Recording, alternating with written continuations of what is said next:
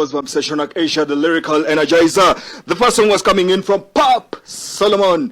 Akaimba ndo za mkawulide dancehall music, man. The song is too good, the song is too nice, man. But gospel music, man, they're making it big, and I love the videos. The visuals are too good.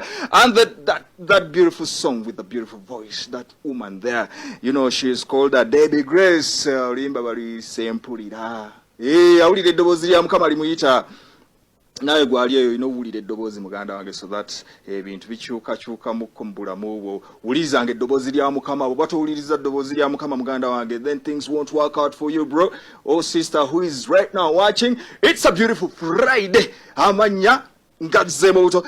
Sessionak Asia, the lyrical energizer, and OGC gospel explosion tuchikuwa from Monday up to Friday. Okuva kusawa 10 mpaka sawa emuze nyini.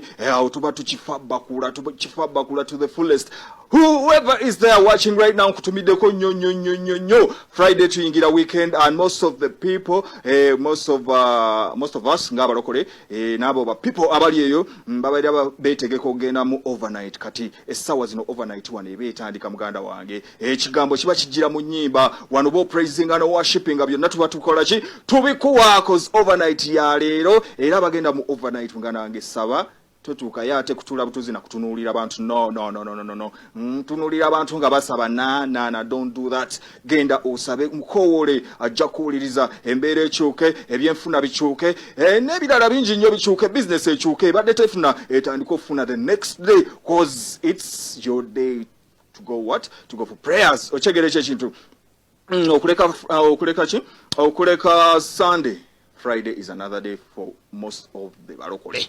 Abalokole Friday etukolera nnyo ebiseera ebisinga Friday etukolera nnyo okugamba buli bwogenda mu church n'osaba the whole night, manya ne mwoyo wa Mukama abakuyingira akwebagala byonna ebibadde bikutte bitandika okutta cause wabeerayo praising and worshiping n'okusaba ate basaba okuva ku ssaawa eyo gy'oyingidde paka ssaawa eri esembayo non-stop. Yes, this is how we do it every Friday. Tuba a nyimba variety of music so that you get to feel the sweetness of flows. So wherever is watching right now, we just keep it locked there. Odakola tugenda batwogera ku bintu si bingi nnyo. Tugenda batwogera ku waliwo area code emu muno mu nsi yaffe mwenyeri mu Uganda.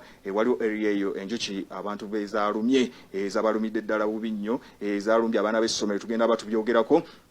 Tugenda kwogera ne ku oli omwami yakola ki yayimuka n'ayogera ku byagondi. By the way, si oyo mwami naye yali muko mugundi eyo, naye tugenda kwogera ku Nabbanja yagenze mukono n'akebera eddwaliro eryo lye baayogerako awo. Omwami yayimuka n'ayogera ne president ng'alina byamubuuza ku byeki ya health. Tugenda batubiyisa muko mu gospel explosion tubeeramu n'obunyomero ddala bungi nnyo. Awo mbayisiza mwako tubeeramu n'ekiboozibozi ekibooziboozi tubeeramu neka beauty tip. Tugenda baleetera olunaku lwayo tugenda kukolamu a bit different. Tugenda leeta beauty tips za mirundi ebiri. Olunaku lwajjo tetwakoze beauty tip, reason being it was a day for music so that tujaganyamuko kweza ennyimba enkadde lwe lunaku olwabadde olwajjo kyovolaba ebyokwogera tebyabadde bingi, tubadde tulina kuba bukubi masimu. So gwe yakubye essimu weebale nnyo weebalire ddala era ennyimba zammwe kimanyi baazikubye oluvannyuma mu abaasindisa ennyimba kozi ngenda nenzitwalayo mu archive.